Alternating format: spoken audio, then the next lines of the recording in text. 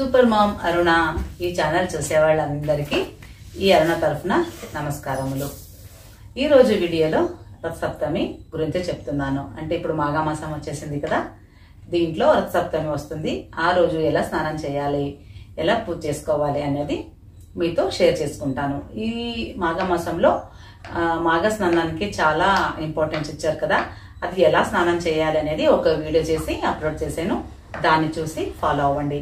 తర్వాత వసంత పంచమి, శ్రీ పంచమి, సరస్వతి పంచమి, మదన పంచమి అని ఇలాగే చాలా రకాలతో ఆ రోజు సరస్వతి దేవిని పూజ చేసుకుంటారు, అక్షరాభ్యాసం చేస్తారు పిల్లలకి।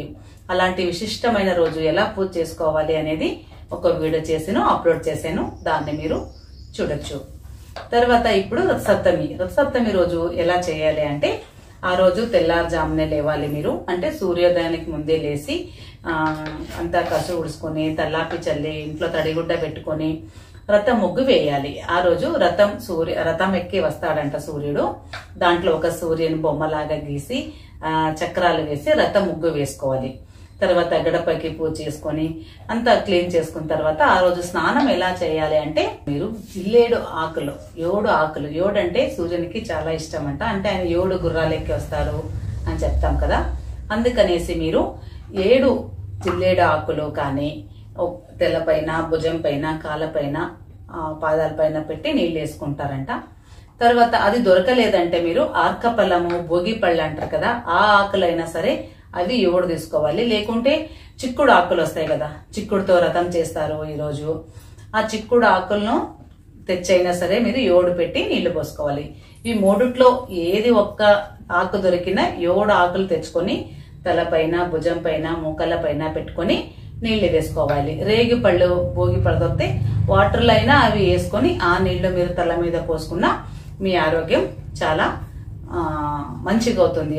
అనారోగ్యం ఉన్న వాళ్ళకి ఆరోగ్యం వస్తుంది, ఆరోగ్యం ఉన్న వాళ్ళకి అలాగే ఆరోగ్యం బాగుంటుంది।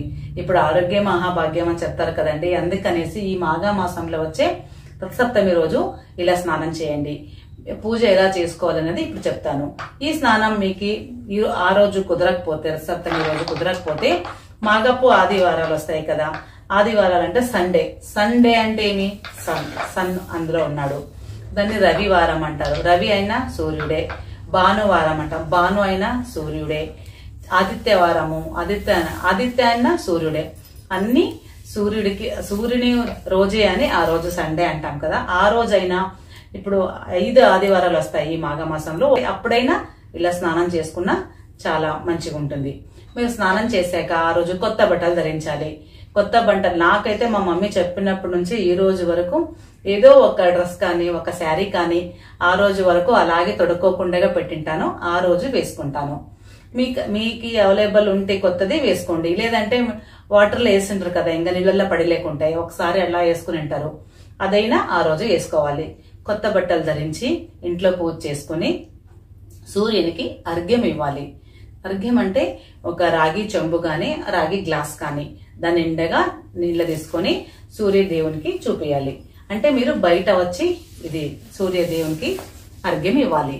అది ఎలా అంటే, మీ ఇంట్లో తులసి కోట ఉందా, తులసి కోటకి పోయండి సూర్యుని చూపించి, లేదు యాప చెట్టు అలా ఉందంటే యాప చెట్టుకి వేయండి, లేదు మాకు యాప చెట్టు లేదు, తులసి మొక్క లేదు అంటే మీరు టెర్రస్ పైన కానీ, బాల్కనీలో కానీ ఎక్కడ సూర్యుని కిరణాలు పడతాయి కదా, అక్కడ మీరు నించొని కింద ఒక ప్లేట్ పెట్టేసి ఆ సూర్యుకి చూపించి సూర్యనారాయణాయ నమః, సూర్య భగవానాయ నమః, మీకు ఏది వస్తే అది చదువుకొని ఆయనకి భక్తితో అనుకొని ఆయనకి అర్ఘ్యం ఇవ్వాలి। చెట్టు లేకపోతే ప్లేట్లో పడతాయి కదా, ఆ ప్లేట్ల మీద ఎవరు తొక్కని చోట్లో వేయాలి। మరి కింద పోస్తే తొక్కేస్తాం కదా, బాగుండదు అనేసి దేవునికని వేసింటాం కదా, అలా అనేసి మీరు ప్లేట్ నుంచి పక్కకి నీళ్లు పోయాలి। ఇలా చేసిన తర్వాత కొంతమంది అయితే బయటే పొయ్యి పెట్టి పాలు పొంగించి పాయసం చేస్తారు, కొంతమంది ఇంట్లో అలవాటు లేకుంటది, ఇంట్లో ఆనవాయితీ లేకుంటది, అలాంటి వాళ్ళు మీరు ఇంట్లో గ్యాస్ మీద కానీ గ్యాస్ క్లీన్ చేసుకొని ముగ్గు వేసి దానికి పసుపు కుంకుమ పెట్టి పూజ చేసుకొని పాలు పొంగియాలి।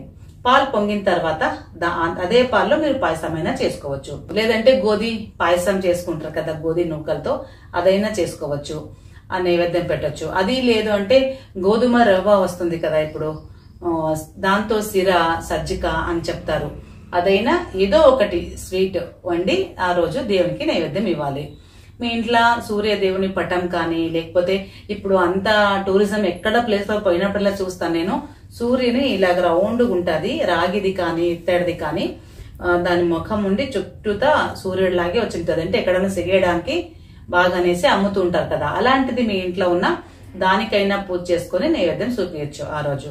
లేదంటే మీరు ఇంట్లోనే ఇలా నైవేద్యం చూపించుకుని దాన్ని మీరు భోజనం చేసినా ఆ రోజు బాగుంటుంది.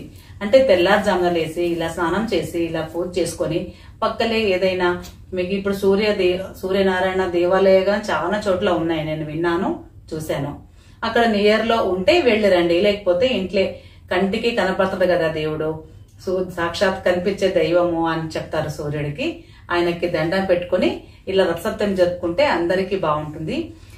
ఈ రథసప్తమి రోజే నోములు నోచుకుంటారు. రథసప్తమి నోములు ఒక్క ఏడాది వరకు. ఆ నోములు నేను నోమినివి, మా ఇంట్లో నోమినివి కొన్ని నోములు నేను నెక్స్ట్ వీడియోలో అప్లోడ్ చేస్తాను, మిస్ చేయకుండా చూడండి. అంతవరకు సెలవు మరి. నమస్కారం.